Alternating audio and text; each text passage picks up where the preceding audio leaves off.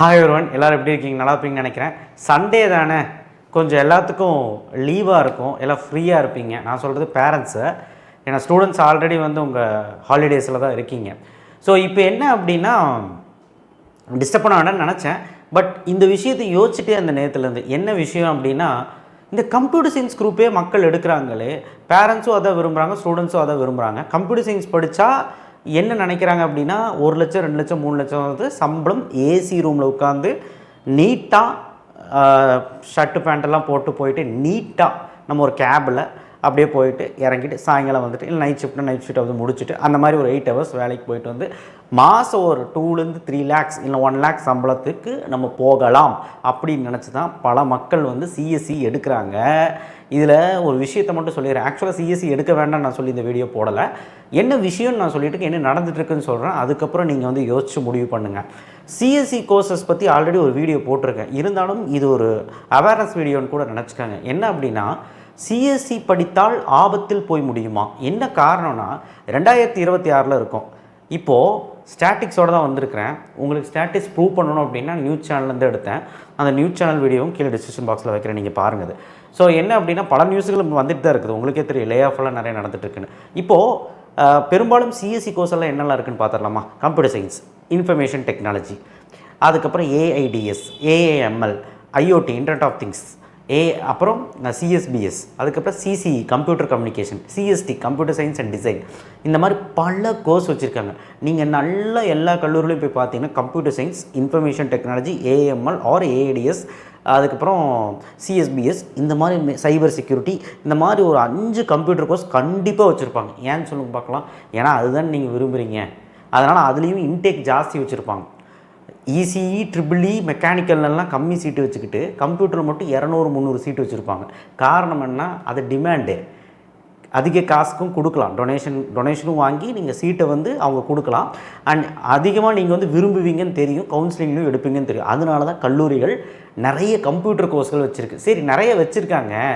வருஷத்துக்கு நான் கேள்விப்பட்டது உண்மையானு தெரியல, வருஷத்துக்கு இந்தியாவில் மட்டும் கிட்டத்தட்ட 75% மெம்பர்ஸ் வந்து சிஎஸ்சி தான் படிக்கிறாங்களாம். சிஎஸ்சி அலைடு கோர்சஸும் சரி, சிஎஸ்சியும் சரி. ஸோ அதுக்கப்புறம் இப்போது நம்ம தமிழ்நாட்டில் அண்ணா யூனிவர்சிட்டி கீழே வர கல்லூரிகளில் 450 கல்லூரிகளில் இப்போ போன வருஷம் கவுன்சிலிங் நடந்ததில்ல, முதல் சிஎஸ்சி தான் அதிகமாக எடுத்துருக்குறாங்க. சிஎஸ்சி மட்டுமே ஒரு 70% ஆஃப் ஸ்டூடெண்ட்ஸ் எடுத்துருக்குறாங்க அப்படிங்கிறது தான் உண்மையான விஷயம். சிஎஸ்சி மட்டும் கிடையாது, ஏடிஎஸ், ஏஎம்எல், சிஎஸ்பிஎஸ், சிசிஇ, இந்த மாதிரி கம்ப்யூட்டர் கோர்ஸ் ரிலேட்டட் எல்லாமே, அந்த கம்ப்யூட்டர் சம்மந்தப்பட்டது எல்லாமே எடுத்துருக்காங்க. இப்போ என்ன மேட்டர்னா, எல்லாருமே சைபர் செக்யூரிட்டி படிக்கிறோம், ஏடிஎஸ் படிக்கிறோன்னு போகிறோம். ஆனால் எது படித்தா என்ன? ஐடிக்கு தான் போகிறோம். ஏன்னா ஏஐ கம்பெனி அப்படிங்கிறது பெரும்பாலும் இதில் வர்றதில்லை, கல்லூரிகளில் வர்றதில்லை. ஐடி கம்பெனி தான் கூட்டிகிட்டு வராங்க. அதுலேயும் சில கல்லூரிகளில் ஐடி கம்பெனி கூட்டிகிட்டு வந்தால் பரவாயில்ல, பிபிஓ அந்த மாதிரி தான் கூட்டிகிட்டு வராங்க. சாதா 10,000 சம்பளத்துக்கு தான் கூட்டிகிட்டு வராங்க. அதுலேயுமே நம்ம வந்து ப்ளேஸ் ஆகி ஏதோ அதிலே போகிறாங்க. பாவம், என்ன பண்ணுறது, வேலை கிடைக்காதனால எதுலேயுமே செலக்ட் ஆகிறதுனால அதுலேயாவது போகலாமே போகிறாங்க. இப்போ என்ன மேட்டர்னா, ஒரு இன்டர்வியூ வர்றாங்க அப்படின்னா, ஒரு ஆஃபர் பண்ணுறதுக்கு வராங்க அப்படின்னா என்னெல்லாம் கம்பெனி எதிர்பார்க்குது அப்படின்னு பார்க்கும்போது, நீங்கள் வந்து கம்ப்யூட்டரில் ஏதாவது ஒரு கோடிங் லாங்குவேஜ் தெரிஞ்சு வச்சுருக்கணும். பைத்தான், ஜாவா, இல்லை வந்து ஒரு சிசி++, இந்த மாதிரி பேசிக்கான ஒரு கோடிங் வந்து ஏதாவது தெரிஞ்சு வச்சுருக்கணும் இப்போது. அண்ட் முக்கியமான விஷயம் வந்து பார்த்திங்கன்னா, உங்களுக்கு ஸ்கில் இருக்கணும். ஸ்கில்லுங்கிறத விட கம்யூனிகேஷன் ஸ்கில் இருக்கணும். அதாவது உங்களுக்கு இங்கிலீஷ் நல்லா பேச தெரிஞ்சிருக்கணும். அப்புறம் 3வது விஷயம் வந்து பார்த்திங்கன்னா, 12லேயும் 10லேயும் 70% மேலே டோட்டல் வச்சுருக்கணும். டோட்டல் பார்த்திங்கன்னா, உதாரணத்துக்கு 10ல் ஒரு 325 350 மார்க்னா 70-75%. அதே மாதிரி 12ல் வந்து 360 மார்க்னா ஒரு 60%, 400 மார்க்னா 70% சொல்லுவோம், 60-70% வரும். அந்த பர்சன்டேஜ் வச்சுருந்தீங்கன்னா மட்டுமே எலிஜிபிலிட்டி ஃபார் இன்டர்வியூக்கே அந்த எலிஜிபிலிட்டி பார்க்குறாங்க. என்னென்ன கம்பெனினா, பெரிய பெரிய கம்பெனி, இந்த மாதிரி கம்பெனிலாம் பார்க்குறாங்க. டிசிஎஸ், இன்ஃபோசிஸ், விப்ரோ. ஏன்னா இவங்களாம் ஹை சேலரி கொடுக்குற கம்பெனி. ஹை சேலரி கொடுக்குற கம்பெனி இந்த க்ரைட்டீரியாலாம் வைக்கிறாங்க. சில கம்பெனிஸ் அதெல்லாம் வைக்கிறதில்ல. அப்புறம் ஹிஸ்ட்ரி ஆஃப் அரியர் வச்சுக்கூடாது, அரியரே வைக்கக்கூடாது, அரியரே வச்சுருக்காதவனை எங்களுக்கு கூப்பிடுங்க, அந்த மாதிரி பல விதமாக சொல்கிறாங்க. இதில் பிஇயில் பிடெக்கில் வந்து பார்த்திங்கன்னா, அதாவது உங்கள் இன்ஜினியரிங்கில் வந்து பார்த்திங்கன்னா சிஜிபியை வந்து 9 பாயிண்டில் வைக்கணும், 8 பாயிண்டில் வைக்கணும். அதாவது 80% 90% தான் அப்படி சொல்கிறாங்க. சிஜிபியை வைக்கணும்னு சொல்கிறாங்க. ரொம்ப ரொம்ப பெரிய டாஸ்கில் எல்லாம் சேர்ந்து நீங்கள் அங்கே போய் எல்லா ரவுண்டையும் நீங்கள் வந்து மீட் பண்ணணும். என்னெல்லாம் ரவுண்டு ஆப்டிடியூட் டெஸ்ட் கிளியர் பண்ணணும், அதுக்கப்புறம் கம்யூனிகேஷனுக்காக ஜிடி கிளியர் பண்ணணும், குரூப் டிஸ்கஷன் கிளியர் பண்ணணும், டெக்னிக்கல் ரவுண்டு கிளியர் பண்ணணும், லாஸ்ட்டாக தான் ஹெச்ஆர் ரவுண்டு. இவ்வளவும் தாண்டி போய் ஹெச்ஆர்கிட்ட போய் இங்கிலீஷில் வந்து நீங்கள் கோட்டை விட்டீங்க, இங்கிலீஷ் பேசுகிறத கோட்டை விட்டிங்கன்னா அங்கே போச்சு.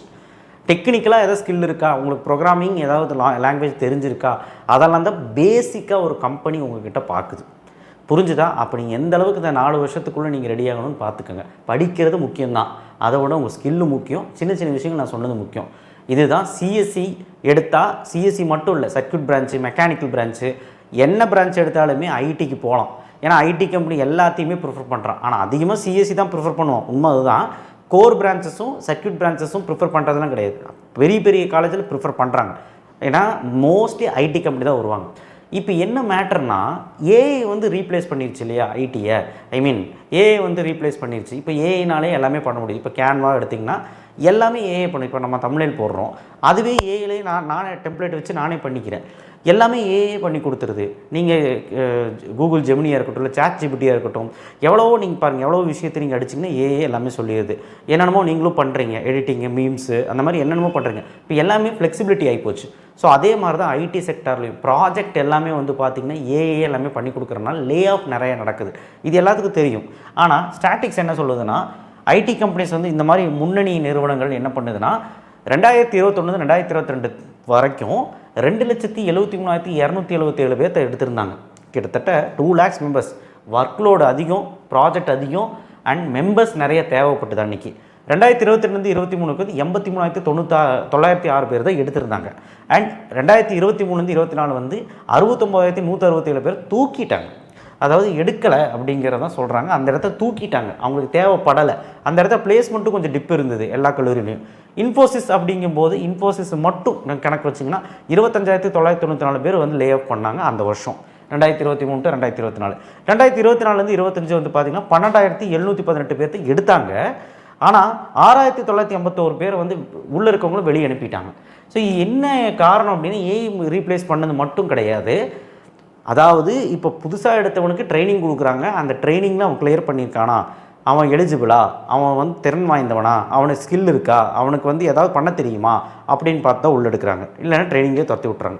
இல்லை அப்படின்னா சீனியர்ஸ் இருப்பாங்களே, எக்ஸ்பீரியன்ஸ் ஆனவங்க, அதிக சம்பளம் எதுக்கு கொடுத்துட்டு அந்த சம்பளத்தை வாங்கி நம்ம ஃப்ரெஷர் கொடுத்துடலாம், அதுக்கு பதிலாக ஒரு 3 ஃப்ரெஷர் எடுத்துக்கலாம். இப்போ ஒரு 1 லட்ச ரூபா சம்பளம் வாங்குற கேண்டிடேட் இருக்காருன்னா, ஃப்ரெஷருக்கு வெறும் 25,000 நான் 30,000 கொடுத்தா போதும்ல. ஸோ அதனால் 4 ஃப்ரெஷர் எடுத்தால் போதும்ல.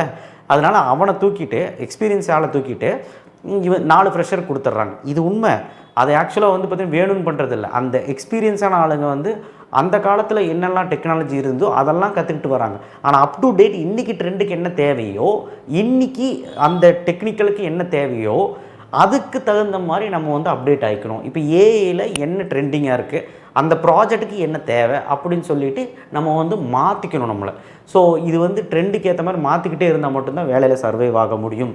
கண்ணா என்ன நான் சொல்கிறேன்னா, பயப்படுத்துறதுக்காக சொல்ல, சிஎஸ்சி எடுத்தால் வேலை பறி போயிடும் அப்படிலாம் நான் சொல்லவே இல்லை. பாசிட்டிவாக ஒரு விஷயம் சொல்கிறேன் கேளு.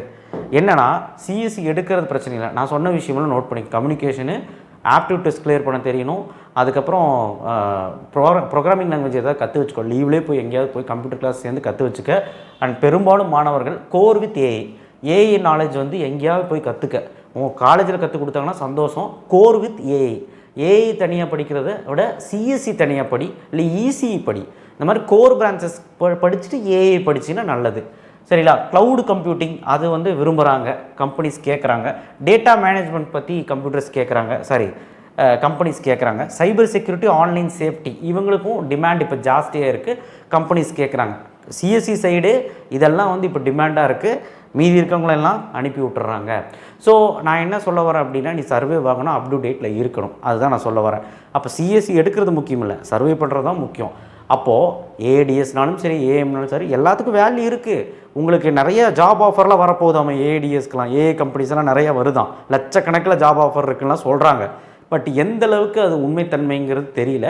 அண்ட் ஆல்சோ உங்களுக்கு என்ன ஸ்கில் இருக்குங்கிறத பொறுத்து தான் வேலையே, அதை புரிஞ்சுக்கோங்க. ஸோ அதனால் better you go for EC, triple E, mechanical, civil, mechatronics, or like petroleum engineering, petrochemical, biotechnology, biomedical அந்த சைடு. அண்ட் ரெண்டாவது வந்து பார்த்திங்கன்னா கெமிக்கல் இன்ஜினியரிங், இதெல்லாம் வந்து கெமிஸ்ட்ரி, பயாலஜி இன்ட்ரெஸ்ட் இருக்கிறவங்க போகலாம். ஃபிசிக்ஸ் இன்ட்ரெஸ்ட் இருக்கிறவங்க இசிஇ, ட்ரிபிள்இ, இஎன்ஐ, வெஹிக்கிள் சம்மந்தப்பட்ட ட்ரிபிள். ஸோ அந்த மாதிரி நிறையா இருக்குது. அதுக்கப்புறம் மெக்கட்ரானிக்ஸ் போகலாம், மெக்கானிக்கல் விரும்புகிறவங்க மெக்கானிக்கல் போகலாம், ஆட்டோமொபைல் போகலாம். அண்ட் நிறைய விஷயங்கள் இருக்குது, மெட்டலர்ஜி இருக்குது, மைனிங் இன்ஜினியரிங் இருக்குது. ஸோ இது எல்லாமே உங்களுக்கு வந்து நிறைய கோர்சஸ் இருக்குது, தெரிய மாட்டேது உங்களுக்கு. ஆனால் எல்லாருமே சிஎஸ்சி தான் விரும்புகிறோம். ஏன்னா ஏசி ரூமில் நமக்கு எந்த ஒரு சலிப்பு இல்லாமல் நம்ம வந்து ஜாலியாக போய் 1 லட்ச ரூபா சம்பளம் வாங்கினான்னு நினைக்கிறேன். ஆனால் இங்கே சர்வே பண்ணுறது அவ்வளோ ஒரு சொல்கிறேன். நீங்கள் வந்து ஆல்டர்னேட்டிவ் ஸ்டடீஸ் நோக்கி போங்க. அதை நீ சர்க்யூட் பிரான்ச்னாலும் சரி, இல்லை கோர் பிரான்ச்னாலும் சரி, மெக்கானிக்கல் பிரான்ச்னாலும் சரி, நீங்கள் எதை எடுத்து படித்தாலும் கொஞ்சம் ஏஐ நாலேஜ் இருக்கணும் அப்படின்னு நான் விரும்புகிறேன். உதாரணத்துக்கு மெக்கானிக்கல் படிச்சிங்க அப்படின்னா மெக்கானிக்கல் வித் கேட் டிசைனிங் இல்லை ஏதாவது டிசைனிங் நாலேஜ் வந்து தெரிஞ்சு வச்சுக்கோங்க. அது ரொம்ப ரொம்ப நல்லது. அண்ட் அதுலேயுமே ஏஐ எப்படி ஒர்க் ஆகுது அப்படிங்கிறது எல்லாமே ஓரளவுக்கு அந்த நாலேஜை கற்று வச்சுக்கோங்க அப்படிங்கிறது தான் உண்மை. அண்ட் அப்போ தான் உங்களுக்கு வந்து நல்ல வேலை வாய்ப்பு அங்கே கிடைக்கலாம், பிளேஸ்மெண்ட் கிடைக்கணும்னு வெளியே வந்து கிடைக்கும். எனிவே சிஎஸ்சியில் பெரிய லே ஆஃப் நடக்க போகுது, அண்ட் நடந்துட்டு இருக்கு, இனிமேலும் நடக்கும். இருந்தாலும் உங்களுக்கு வாய்ப்பு இருக்கும், அந்த வாய்ப்பை பயன்படுத்திக்கோங்க. பட் இப்போ சொல்கிறேன், கொஞ்சம் யோசிச்சிடுங்க. உங்கள் சிஎஸ்சி வருதா, ஓகே கம்யூனிகேஷன் ஸ்கில் ஸ்ட்ராங்காக இருக்கா, ஓகே எனக்கு கோடிங் நாலேஜ் இருக்கா, பயாலஜி எடுத்தாலும் நான் வந்து கம்ப்யூட்டர் சயின்ஸ் போகிறனாலும் எனக்கு வந்து கோடிங் நாலேஜ் இருக்கா, கோடிங் நாலேஜ் வந்து வளர்த்துக்க முடியுமா 4 வருஷத்தில் அப்படின்னு தெரிஞ்சு இந்த பயாலஜி குரூப்காரங்க, பயாலஜி குரூப்புக்காரன் சஃபர் ஆகும். கம்ப்யூட்டர் குரூப்காரனாவது 11th படிச்சுட்டு இருக்கான், பயாலஜி குரூப்காரன் வந்து சஃபர் ஆகும். அங்கே போய் கோடிங்னாலே எனக்கு தெரியும், ஃபஸ்ட் இயர்லேருந்து அவன் கஷ்டப்படுவான். 4 வருஷத்தில் அவன் கற்றுக்கிட்டாலும் எந்த பிரச்சனையும் கிடையாது. So most of them CSC தான் எடுக்கிறீங்க. அதுக்காக இந்த வீடியோ போட்டேன். ஸோ இது ஒரு அவேர்னஸ் வீடியோவாக இருக்கட்டும், நான் பயப்படுறதுக்காக சொல்லலை. ஸோ போகிற போக்கு பார்த்தா கம்ப்யூட்டர் வந்து கீழே வந்துருமான்னு கேட்டால் கீழே வராது. டெக்னாலஜி லெவல் ஹை ஆகிட்டு தான் இருக்கும், கம்ப்யூட்டர் டிமாண்டும் ஹை ஆகிட்டு தான் இருக்கும். பட் ஏஐ லெவல் வந்து இன்க்ரீஸ் ஆகுது அண்ட் டெக்னாலஜி வந்து வளர்ந்துட்டே போகுது. அடுத்து ஏஐ முடிஞ்சால் வேற ஒன்று வரப்போகுதுன்னு சொல்கிறாங்க. ஸோ அதுக்கு தகுந்த மாதிரி நம்ம வந்து அடாப்ட் ஆகிக்கணும், பார்த்துக்கோங்க. ஸோ நல்லா படிங்க, நல்ல ஸ்கில்லை டெவலப் பண்ணுங்கள். நிறைய படிக்கும்போது நிறைய இன்டர்ன்ஷிப் போங்க அண்ட் ரெஸ்யூம் நல்லா ஸ்ட்ராங் படுத்துங்க. அண்ட் நிறைய விஷயங்கள் ப்ராஜெக்ட்லாம் வந்து இப்போ காலேஜில் பண்ணுங்க. நிறைய விஷயங்கள் இன்னோவேட்டிவாக பேப்பர் ப்ரெசன்டேஷன்லாம் நிறைய பண்ணுங்க, சிம்போசியம், அதுக்கப்புறம் வந்து பார்த்தீங்கன்னா ஹேக்கத்தான், இந்த மாதிரி நிறைய விஷயங்கள் வந்து பார்ட்டிசிபேட் பண்ணி நிறைய சர்டிஃபிகேட்ஸ் எல்லாம் வாங்கிடுவீங்க. இது எல்லாமே உங்களுக்கு வேலை வாய்ப்பு போதும். தேங்க்யூ. ஷேர் பண்ணுங்கள், சப்ஸ்கிரைப் பண்ணுங்கள், மறக்காம பெல் ஐக்கானை ப்ரெஸ் பண்ணுங்கள். மீண்டும் ஒரு நல்ல வீடியோவில் சந்திப்போம். தேங்க்யூ.